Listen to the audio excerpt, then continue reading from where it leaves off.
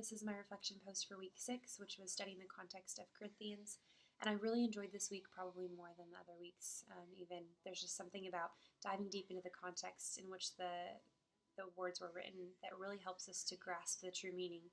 And it's especially important for the topics that you listed in Corinthians because these are topics that we build church cultures around, and they they turn into rules and into church ethics, and it's just really important that they're grounded in the context in which they were written, so that we understand what the author was actually trying to say.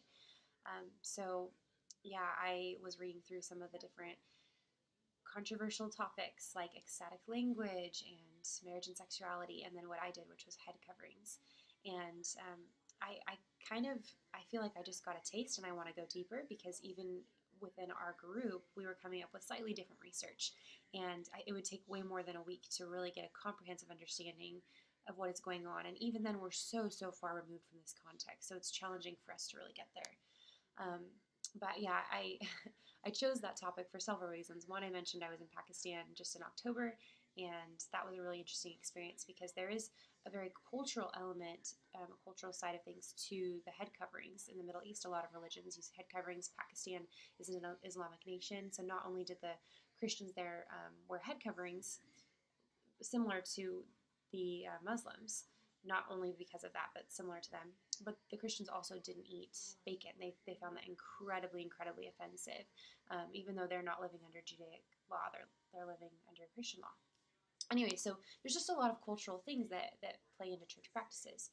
Another reason I chose this is because I had a memory of being in 7th grade at this private Christian school that I went to, and one of the teachers that I had was not, she didn't believe that women should be in leadership in the church.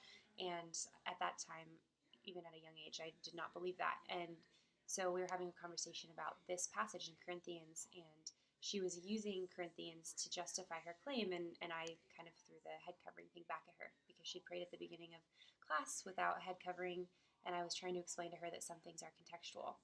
Now, I probably wasn't very humble in that conversation, and I honestly have a lot to learn about context too, so I'm not saying that I've completely gotten this text right. I probably haven't, and that's why I'm at school, right? So that I can learn this and ground what I say in truth to the best of my ability. But this has always been something that's really interested me. So I'm hoping that maybe you'll correct or critique what we said and point us in the right direction, because I still kind of want some clarity on this topic and I'm not quite sure how to answer.